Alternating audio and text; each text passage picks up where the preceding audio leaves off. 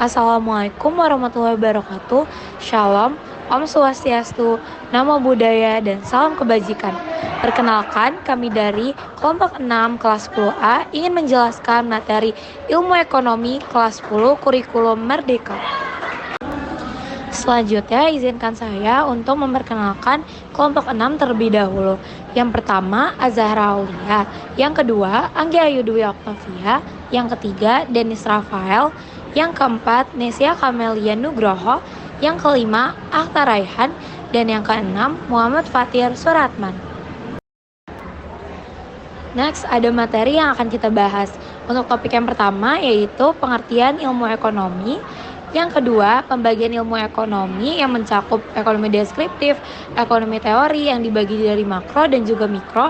Yang ketiga, ekonomi terapan. Dan selanjutnya, topik yang ketiga itu prinsip ekonomi. Yang keempat, motif ekonomi. Yang kelima, masalah ekonomi yang mencakup ekonomi tradisional, ekonomi modern, dan juga inti masalah ekonomi. Selanjutnya, topik keenam itu ada perbedaan keinginan dan kebutuhan. Yang ketujuh, jenis-jenis alat pemuas atau keinginan. Dan yang kedelapan, nilai guna barang.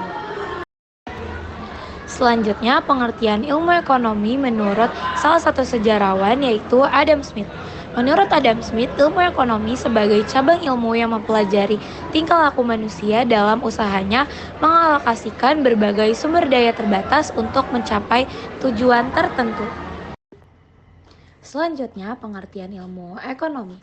Ilmu ekonomi adalah ilmu yang mempelajari bagaimana cara manusia untuk memenuhi kebutuhan hidup mereka dengan menggunakan sumber daya yang tersedia.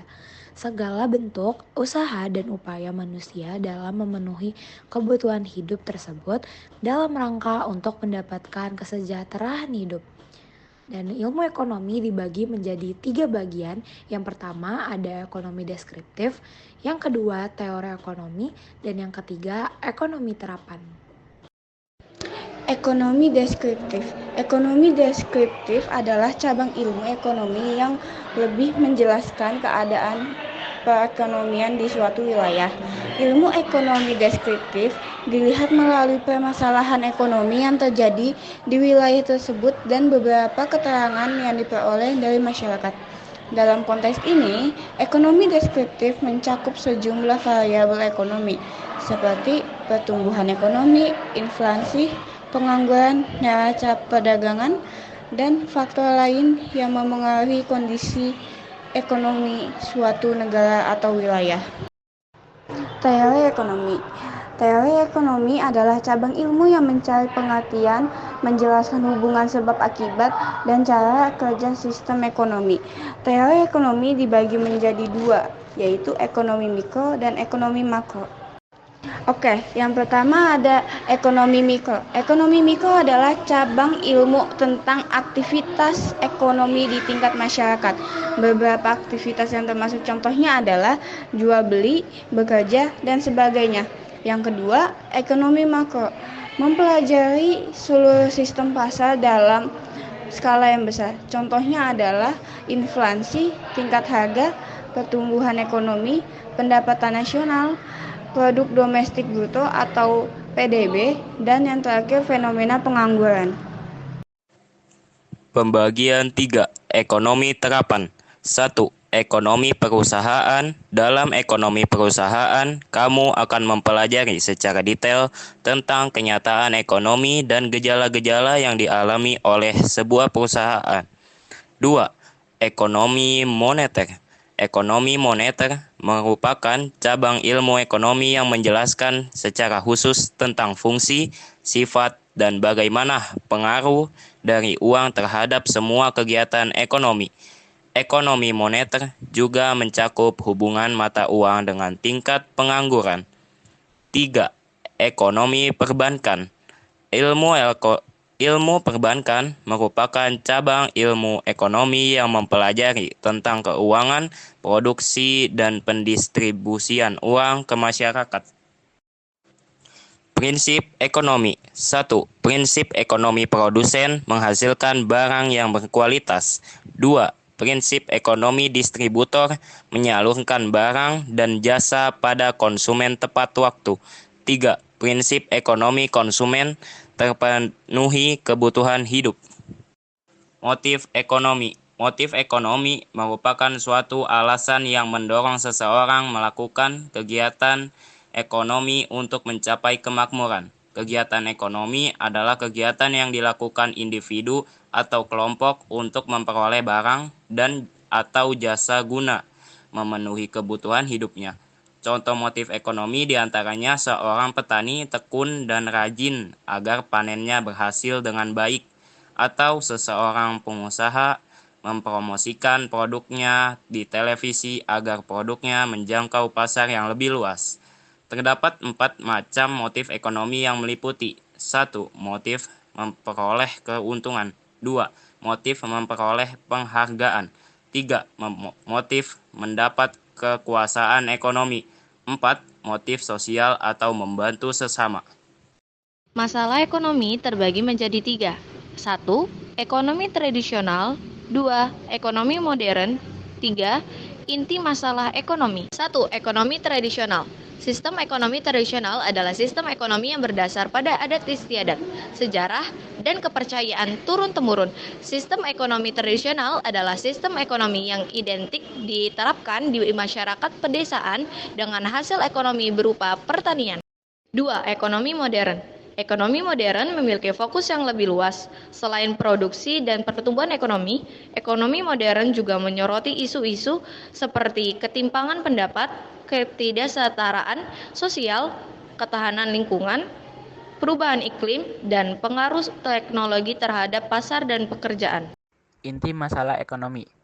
Masalah pokok ekonomi muncul karena kesepakatan yang dicapai antara kebutuhan manusia yang tidak terbatas dan sumber daya yang terbatas. Salah satu contoh permasalahan ekonomi yang dihadapi manusia dalam hidup adalah terpenuhinya kebutuhan pangan, sandang, dan kebutuhan hidup lainnya. Teori ekonomi. Muncullah masalah karena tuntunan kepuasan yang tak terbatas merupakan salah satu masalah utama di bidang ekonomi. Masalah pokok ekonomi terbagi dalam 2 kategori, yaitu masalah pokok ekonomi klasik atau tradisional dan masalah ekonomi modern. Contoh masalah pokok ekonomi klasik: 1. Masalah produksi. 2. Masalah distribusi. 3. Masalah konsumsi. Contoh masalah pokok ekonomi modern: 1. Adanya ketimpangan pendapatan dan kekayaan di tubuh masyarakat. 2. Tingginya tingkat pengangguran. 3. Globalisasi dan guncangan ekonomi global. 4. Masalah energi dan iklim. Jenis-jenis kebutuhan. Jenis-jenis kebutuhan. Pertama, kebutuhan ekonomi menurut intensitas. Kebutuhan primer merupakan kebutuhan yang paling penting atau utama agar manusia dapat melangsungkan kehidupan. Contohnya sandang, pangan, papan. Kebutuhan sekunder merupakan kebutuhan yang boleh didapatkan usai kebutuhan primer terpenuhi. Sifatnya melengkapi. Contohnya adalah kipas angin, kulkas, dan lainnya. Kebutuhan tersier. Kebutuhan tersier adalah kebutuhan yang biasanya berkaitan dengan peningkatan status sosial, contohnya berlibur ke luar negeri. Kedua, kebutuhan berdasarkan waktu. Kebutuhan sekarang adalah kebutuhan yang pemenuhannya tidak dapat ditunda lagi. Contohnya, membawa orang berobat ke dokter. Kebutuhan yang akan datang. Kebutuhan ini berfungsi untuk menjaga atau memberi ancang-ancang demi kelangsungan hidup di masa mendatang. Contohnya adalah tabungan. Kebutuhan tidak terduga. Sesuai dengan namanya, kebutuhan tidak terduga terjadi secara tiba-tiba atau di luar rencana dan harus segera dipenuhi. Contohnya saat sakit, maka harus segera mendapatkan penanganan khusus. Kebutuhan sepanjang waktu. Pemenuhan kebutuhan ini tidak terbatas. Contohnya adalah kebutuhan akan mempelajari ilmu baru. Jenis-jenis kebutuhan. Jenis-jenis kebutuhan. Pertama, kebutuhan ekonomi menurut intensitas. Kebutuhan primer merupakan kebutuhan yang paling penting atau utama agar manusia dapat melangsungkan kehidupan. Contohnya sandang, pangan, papan. Kebutuhan sekunder merupakan kebutuhan yang boleh didapatkan usai kebutuhan primer terpenuhi. Sifatnya melengkapi. Contohnya adalah kipas angin, kulkas, dan lainnya. Kebutuhan tersier. Kebutuhan tersier adalah kebutuhan yang biasanya berkaitan dengan peningkatan status sosial, contohnya berlibur ke luar negeri. Kedua, kebutuhan berdasarkan waktu. Kebutuhan sekarang adalah kebutuhan yang pemenuhannya tidak dapat ditunda lagi. Contohnya, membawa orang berobat ke dokter. Kebutuhan yang akan datang. Kebutuhan ini berfungsi untuk menjaga atau memberi ancang-ancang demi kelangsungan hidup di masa mendatang. Contohnya adalah tabungan. Kebutuhan tidak terduga. Sesuai dengan namanya, kebutuhan tidak terduga terjadi secara tiba-tiba atau di luar rencana dan harus segera dipenuhi. Contohnya saat sakit, maka harus segera mendapatkan penanganan khusus. Kebutuhan sepanjang waktu. Pemenuhan kebutuhan ini tidak terbatas. Contohnya adalah kebutuhan akan mempelajari ilmu baru.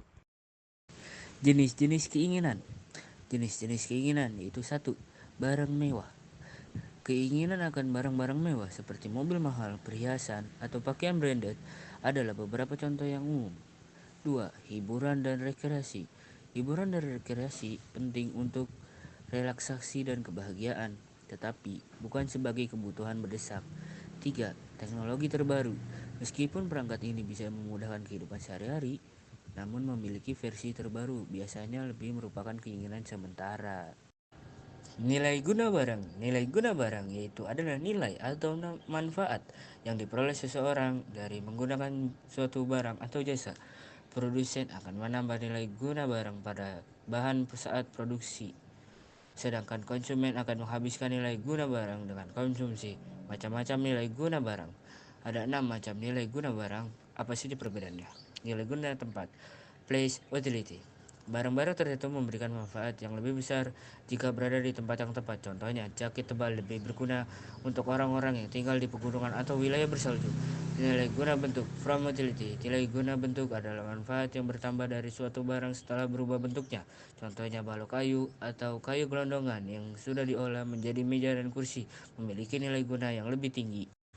Nilai guna waktu. Time utility. Nilai guna waktu adalah perubahan manfaat barang pada waktu-waktu tertentu. Contohnya saat musim hujan.